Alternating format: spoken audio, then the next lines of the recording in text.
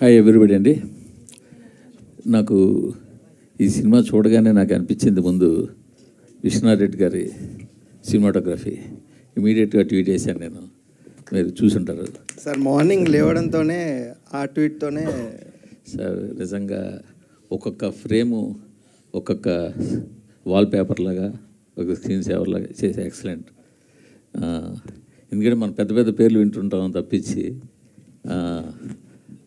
తర్వాత వెతికితే మీ ప్రొఫైల్ అంతా చూసి ఓహో గామి ఈయనే చేశారా, బాగా చేశారా అనిపింది. కంగ్రాట్స్ సార్, చాలా థ్యాంక్స్ సార్. నెక్స్ట్ ఈ సినిమాలో ఆవిడ స్టీల్ ది షో అంటే ఆవిడ బాగా చేశారు, దాని గురించి చెప్పక్కర్లేదు. బట్ ఈ సినిమా మీద నాకున్న అబ్జెక్షన్ మాత్రం చెప్తున్నాను, నా క్వశ్చన్ కాదు.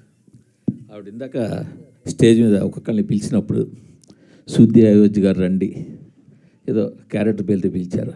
ఆయన ఏమని పిలిచారండి మీరు రమ్మని స్టేజ్ మీకి? పంతులు గారు రండి అని పిలిచారు. అదే ఎందుకు అలా పిలవాల్సి వచ్చిందంటే ఆవిడ తప్పు కాదండి. సినిమాలో హీరో కులం ఏమైనా చెప్పారా? హీరోయిన్ కులం చెప్పారా? హీరో తండ్రి ఇంకో క్యారెక్టర్ ఎవరిదైనా కులం చెప్పారా?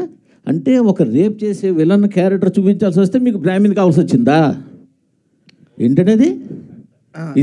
యాక్చువల్లీ ఇక్కడ ఉండండి, నేను మాట్లాడుతున్నాను. కాశీ లాంటి పవిత్రమైన పుణ్యక్షేత్రంలో మీకు ఫైట్ సీక్వెన్స్, రేప్ సీక్వెన్స్ తీయడానికి ఒక కబేలా కావాల్సి వచ్చిందా?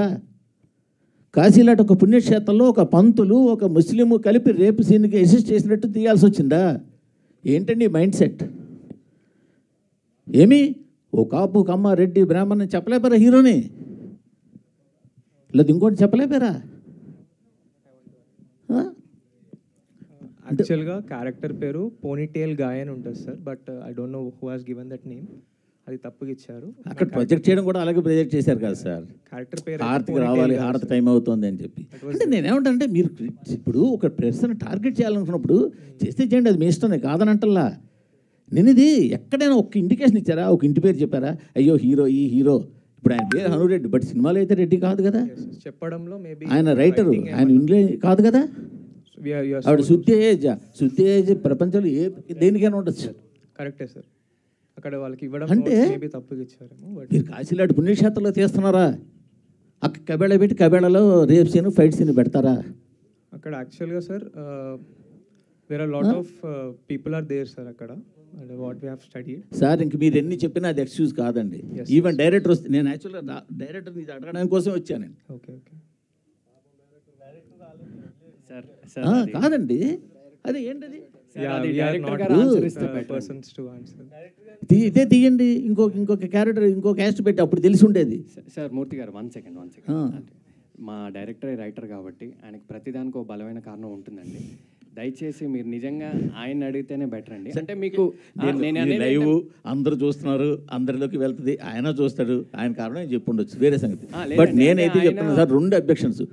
ఒకటి సరే ఓకే, కాశీలో పురోహితుడినే చూపించాడు, ఆయన ఇష్టం చూపించుకోమన్నాడు. కాశీలో పుణ్యక్షేత్రం అండి, ఆ పుణ్యక్షేత్రంలో ఒక కబేళా చూపించి అంత భారీ కబేళా పెట్టి ఆ కబేళాలో ఒక ముస్లింలు పెట్టి వాళ్ళు ఏమో ఈ పంతులు సపోర్ట్ చేసినట్టు ఏంటండి? ఏం చెప్పదలుచుకున్నారు ఇండైరెక్ట్గా మీరు? ఏమి అంతవరకు చెప్పాల్సిన సినిమా మొత్తం మీరు అంత చేశారుగా. క్లాసిక్గా గీతాంజలి క్యాసెట్ పెట్టావు, హెడ్ ఫోన్స్ పెట్టావు, దాన్ని నేను ఒక క్లాసిక్ సినిమా ప్రాజెక్ట్ చేయబోతున్నానని ఇండికేషన్లు ఎన్నో ఇచ్చారు కదా. వాటి గురించి నేనేం అనలేదే. సో ఇప్పుడు ఆయన ఫోటోగ్రఫీ అద్భుతంగా తీసారే, నేను కాదనలేదే. బ్యాక్గ్రౌండ్ స్కోర్ ఎక్సలెంట్ చేశారే, బాగుందనలేదే. అది కరెక్ట్ కాదు, అది నేను చెప్పేది.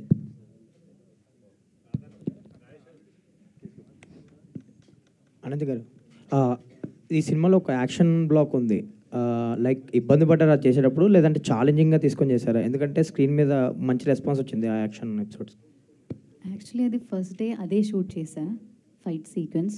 సో కొంచెం ఇబ్బంది కాదు, కొంచెం ఛాలెంజింగ్ అయ్యింది.